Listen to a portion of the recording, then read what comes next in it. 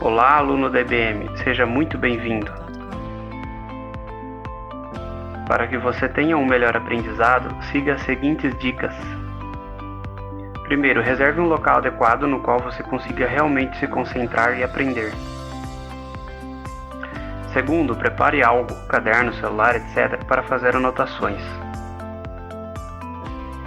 Terceiro, sempre anote suas dúvidas, pois terão encontros online ao vivo com seu professor para poder respondê-las. Agora respire fundo e desenvolva-se diante do nosso Deus. EBM, preparando os membros para a obra do ministério. Efésios 4:12. Olá, bem-vindo à nossa quarta aula da EBM, para o nosso curso Povos e Culturas da Bíblia. Na aula de hoje, nós estaremos estudando sobre a Grécia Antiga, que exerceu muita influência, mais ali nos tempos do Novo Testamento, porque era o idioma em que era praticamente o idioma universal, na época em que Jesus estava aqui na Terra, em que o Novo Testamento foi escrito. Exerceu muita influência cultural, filosófica também, até os nossos dias.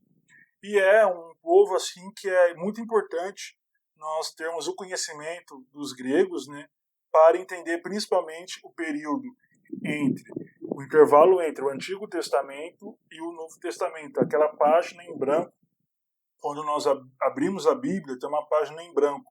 Uma diferença ali de cerca de 400 anos entre um testamento e outro. E nesse período, o Império Grego teve o seu apogeu, que influenciou totalmente o mundo do Novo Testamento.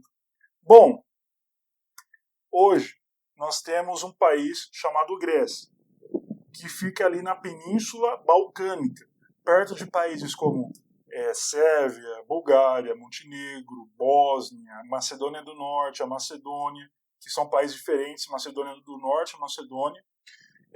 Nessa região fica um país chamado Grécia. Mas só que antigamente, os gregos, a Grécia era muito mais abrangente do que a Grécia hoje. Tinha a Grécia continental, que é a Grécia que faz parte do continente europeu hoje, que faz parte ali do território mesmo, aquela porção de terra mais ampla.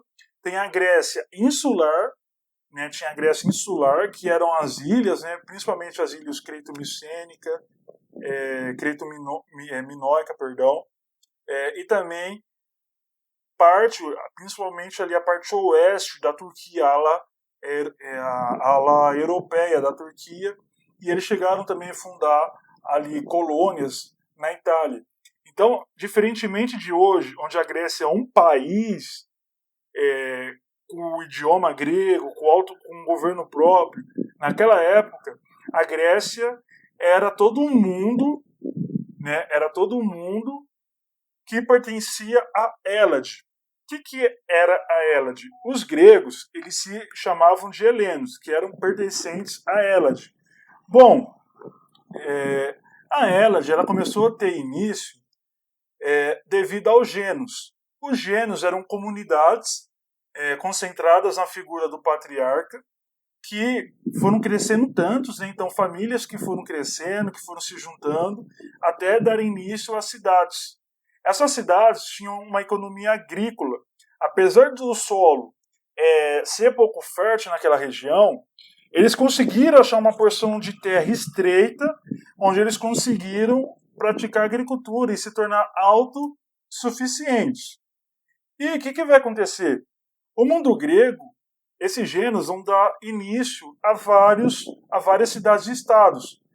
Porém, apesar de essas cidades e estados terem seu próprio governo, ou seja, seu próprio rei, suas próprias leis, algumas diferenças culturais uma da outra, pequenas diferenças, chegando até mesmo ser rivais uma da outra. Mas o que vai acontecer, irmãos? Apesar dessas diferenças, era uma cultura homogênea, ou seja, religião era a mesma religião para todas as cidades gregas. E também o idioma era o mesmo idioma para todas as cidades gregas, assim como o idioma, que é o idioma grego. O alfabeto também era o alfabeto ali mais universal no mundo grego, né, na Hélade. Então, apesar de serem cidades e estados, elas possuíam praticamente uma mesma cultura, uma cultura homogênea. Bom, e durante séculos, quais foram as principais cidades do mundo grego, da Hélade? As cidades que mais se destacaram foram Atenas, né, e Esparta. Mas teve outras cidades também, como Tebas, Corinto, que também foram cidades muito importantes ali na Grécia Antiga. Aqui, para vocês terem ideia, ó, no mapa aqui, nessa região, onde eu estou com a pontinha do mouse, essa região aqui é o Mar Egeu, que é o mar que separa a Turquia da Europa continental. Então, o mundo grego fazia parte de toda essa região aqui, para vocês terem ideia. Ó. Onde eu estou com a ponta do mouse agora, aqui nessa parte verde, fazia parte do mundo grego. Aqui era a região também da Macedônia. Ó. Os macedônios, eles tinham uma cultura parecida com os gregos também, né? Nessa parte aqui, ó, onde eu estou com a ponta do mouse agora, que é a parte rosa, também fazia parte do mundo grego. Então, toda essa região aqui é chamada de Grécia continental. Agora, esses pontinhos aqui coloridos que vocês estão vendo de laranja, no meio do Mar Egeu, eram regiões chamadas de Grécia insular. E essa região aqui na parte oeste da atual Turquia, que na época era chamada Ásia Menor, né? Na época do Novo Testamento, ali quando nós lemos Atos dos Apóstolos, nós vemos que Paulo fala que viajou pela Ásia Menor. Essa região da Ásia Menor, a atual região da Turquia. E no leste da Ásia Menor, no litoral da Ásia Menor, no oeste da Ásia Menor, tinham cidades gregas também. Então, o mundo grego, irmãos, era toda essa região.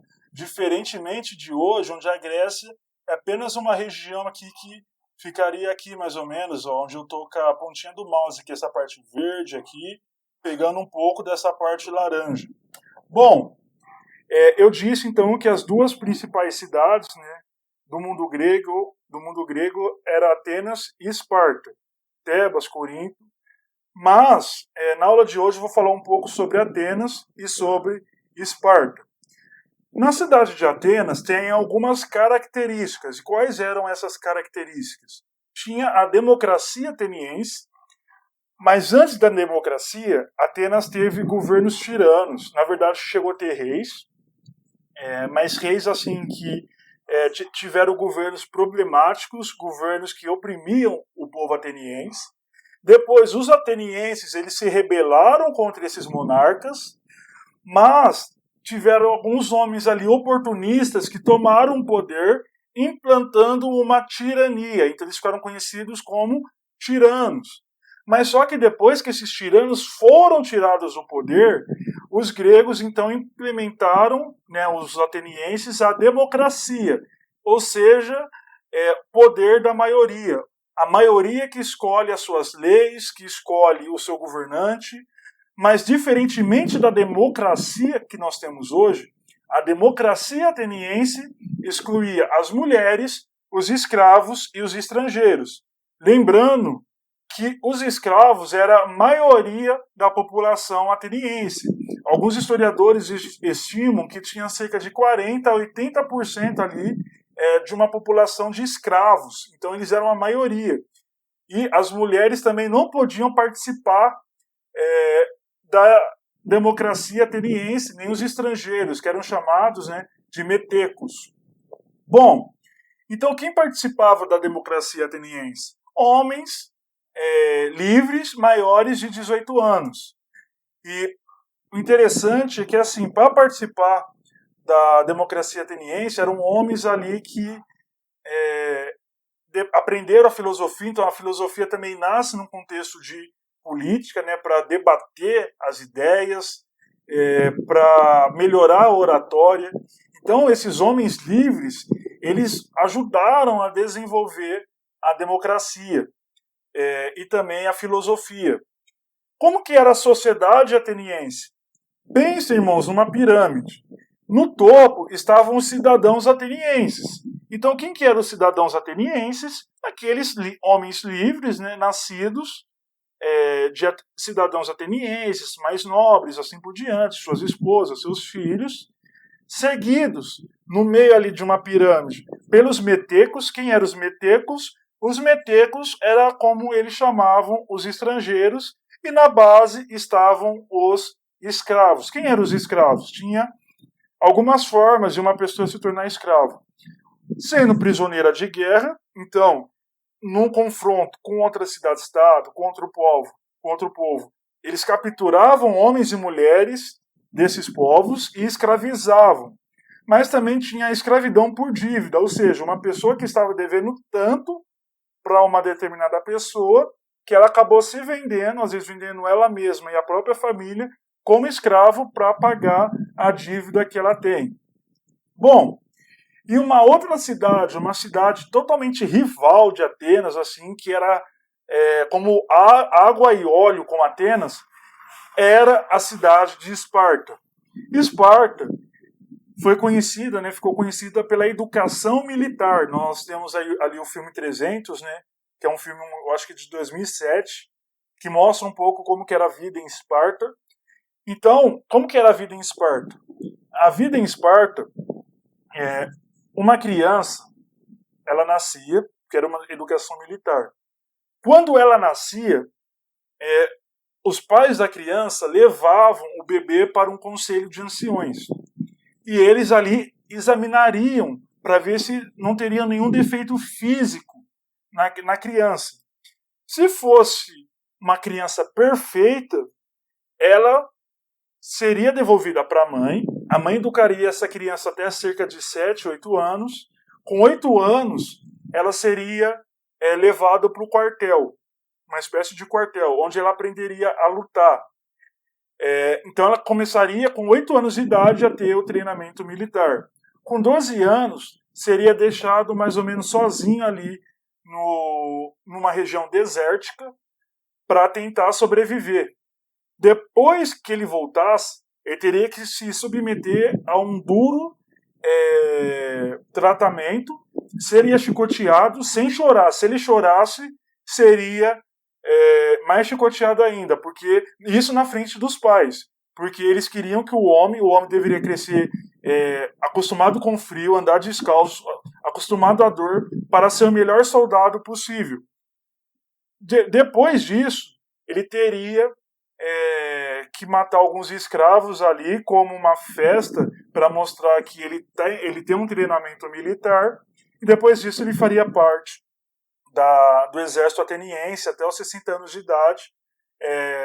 Depois de 60 anos ele poderia se aposentar e fazer parte do conselho ali de anciões. E as crianças que tinham defeito físico, o que acontecia com elas? Simplesmente eles jogavam eles estavam numa posição elevada, ali no topo de uma montanha, um precipício, e jogavam a criança lá de cima. Então eles praticavam muito infanticídio, eles praticavam a matança de crianças, que eles não consideravam perfeitas, aptas para se tornar soldados. Bom, como que era a sociedade então? Os homens, eles ficavam ocupados pelas guerras, né, e assuntos públicos. Então, os governantes, Esparta tinha 2 reis, eles eram homens, tinham que serem homens, né, e fazerem parte dos homens livres ali para escolher as leis, debater as leis. Eles debatiam também, não tinha uma democracia, mas só que eles debatiam a lei na ágora, que era uma espécie de praça pública. E também eles eram ocupados com as guerras. Já a função da mulher era criar futuros soldados. Então uma mulher, até mesmo eles acreditavam que quanto mais exercício físico, mais forte uma mulher se tornava, melhores guerreiros ela daria à luz. Então o futuro da mulher na visão deles, o papel da mulher na visão dos espartanos, era criar futuros soldados. E como que era a divisão social dos espartanos?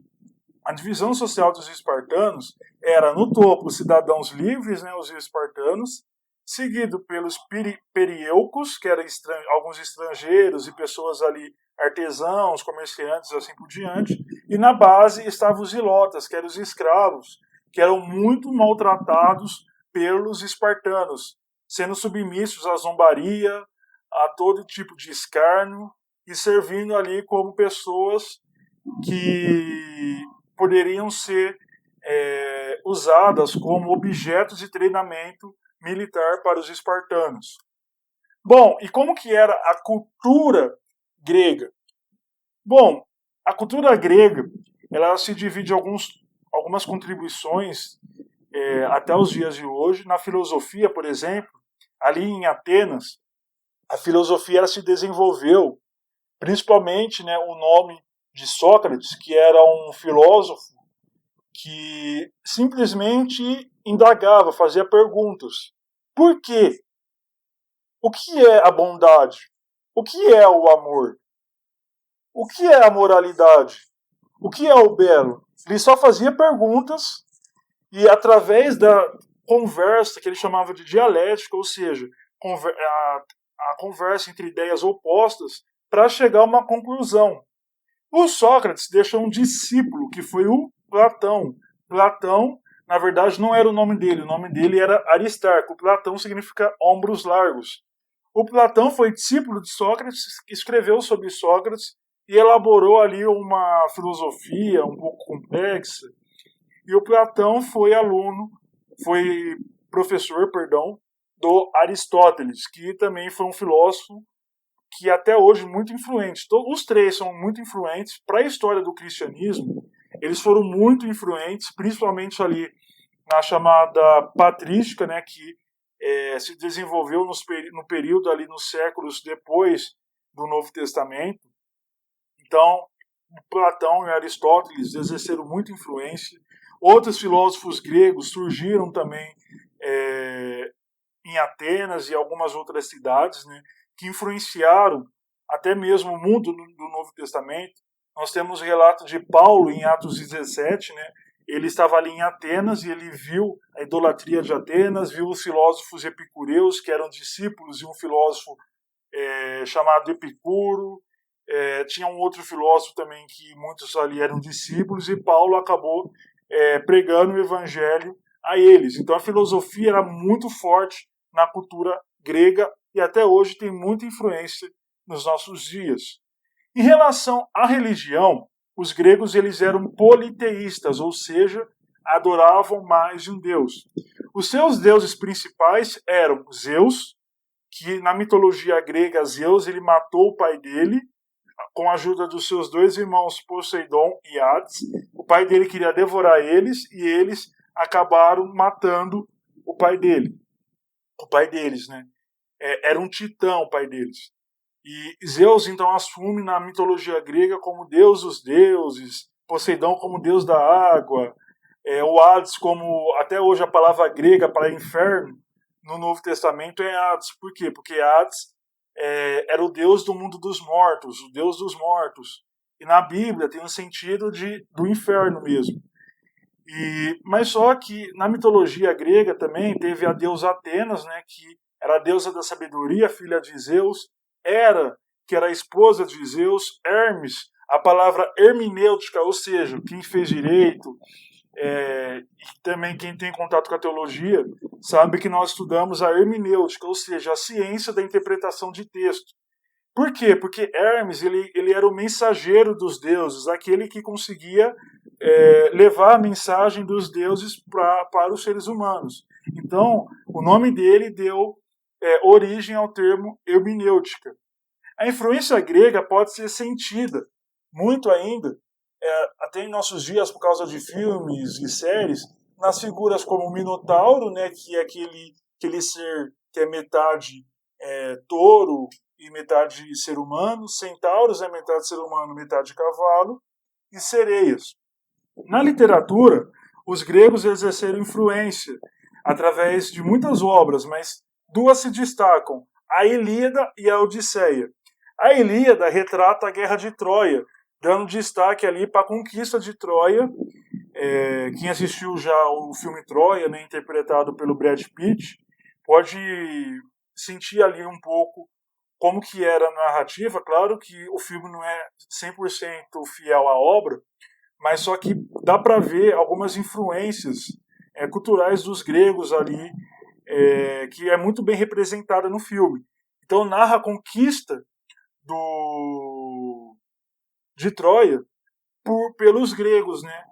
Principalmente ali na figura de Aquiles, que era um homem que era invencível, por causa que a mãe dele tinha banhado ele em um rio especial, onde todo o corpo dele ficou invencível, imortal, com exceção uma região. A região onde ela estava segurando o bebê com as mãos, que era o calcanhar. Por causa disso que hoje tem origem o calcanhar de Aquiles, o termo também cavalo de Troia, o presente de grego que eles deram com uma intenção de acabar conquistando os troianos.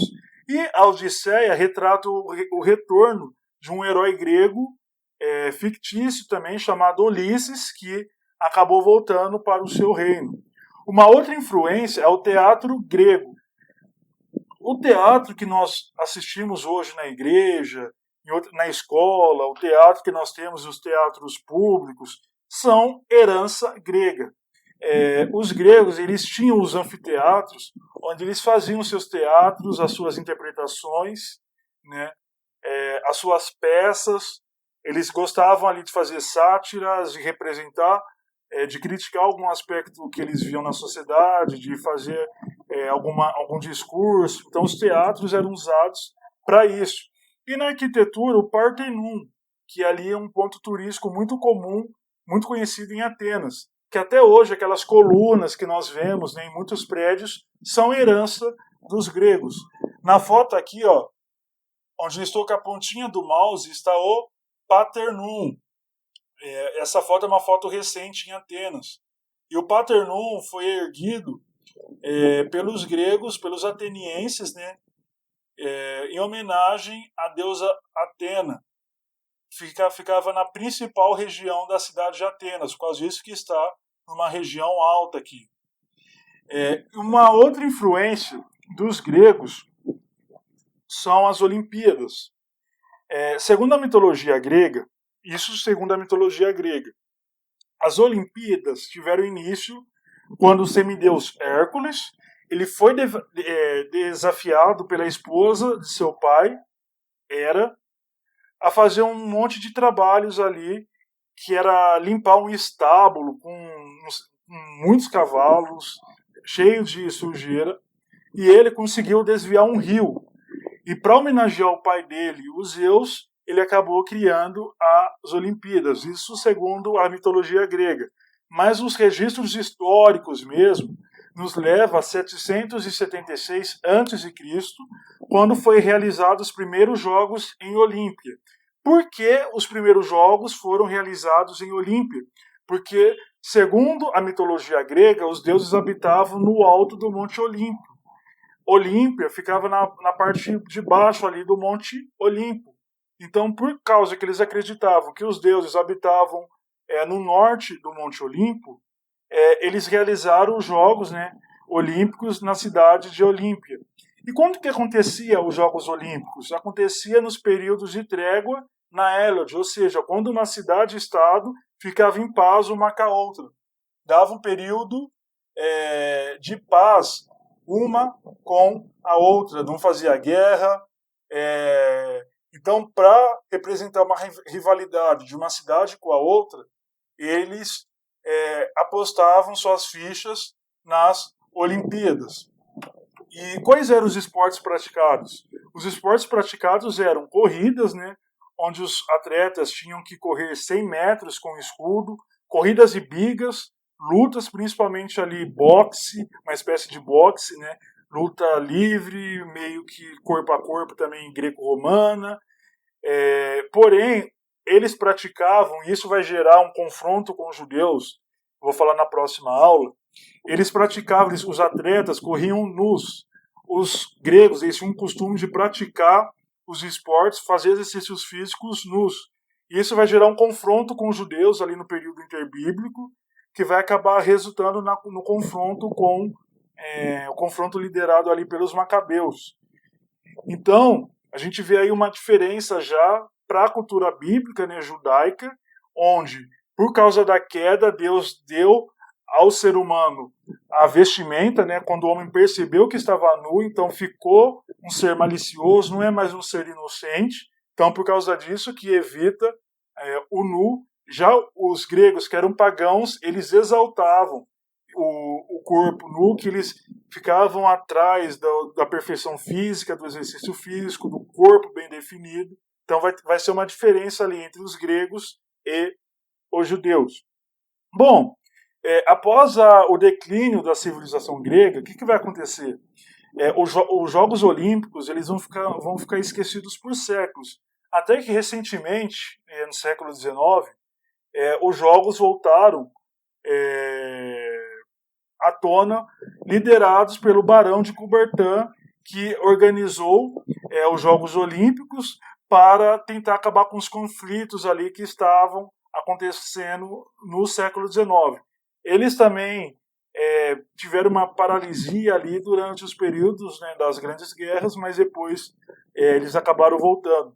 Então os gregos eles também nos legaram, além da filosofia, do teatro, da arquitetura, eles também nos legaram muitos esportes, e principalmente uma competição esportiva que são as Olimpíadas. E quais foram as principais guerras que o mundo grego se envolveu? A primeira, a mais conhecida, na verdade foram muitas, aqui eu vou falar para vocês apenas as principais. A primeira que eu vou falar hoje foram as guerras médicas. Lembrem-se que na primeira aula, quando eu falei dos persas, eu falei dessa guerra. Por quê? Porque foi uma guerra entre persas e gregos. O Xerxes, que era marido da Esther, o Xerxes, ou Assuero, dependendo da tradução bíblica, ele vai organizar um grande exército e vai tentar conquistar o mundo grego. O mundo grego, nessa época, era liderado por Atenas. Atenas vai fazer uma liga, uma confederação de cidades, uma aliança com outras cidades, até mesmo Esparta, que era sua grande rival, para derrotar os persas. O filme 300 se passa nesse contexto, o filme 300 de Esparta, quando o rei Leônidas e 300 soldados lutaram contra muitos milhares de soldados persas e conseguiram, eles perderam, mas conseguiram ali fazer um estrago significativo no exército persa. Bom, os atenienses, liderando essa confederação de cidades, chamado Liga de Delos, vão derrotar os persas na Batalha de Maratona. E depois disso, os persas não vão conseguir conquistar o mundo grego. Porém, irmãos, depois que aconteceu essa guerra, o que aconteceu? Quando Atenas estava ali governando, ela começou a oprimir outras cidades e estados, Esparta, que era rival de Atenas, vai incentivar ali uma rebelião contra Atenas, dessas cidades e estados. E essas cidades e estados, então, vão se rebelar, vão fundar a Liga do Peloponeso, né? Eu coloquei errado aqui no slide, mas era liderada por Esparta e principalmente uma cidade chamada Tebas. Essas cidades vão conseguir enfraquecer os atenienses, e por causa dessas guerras entre cidades e estados ali do mundo grego, essas cidades vão perder o seu poderio militar, vão perder um pouco a sua influência, dando espaço para as conquistas de Alexandre o Grande. Gente, o pai de Alexandre, Felipe, ele aproveitou um período ali de instabilidade do mundo grego e tentou conquistar as outras cidades gregas. Porém, ele foi assassinado e Alexandre, com então cerca de 18 anos, assumiu o trono no seu lugar. O Alexandre foi aluno do Aristóteles, ele era um gênio militar e acabou conquistando grandes porções territoriais, o maior império na época, né? E então, cada território que ele foi conquistando, a língua grega foi sendo implantada nessas regiões, porém, ele respeitava a liberdade religiosa dos povos conquistados, mas só que a língua grega acabou se sobressaindo nesses territórios conquistados.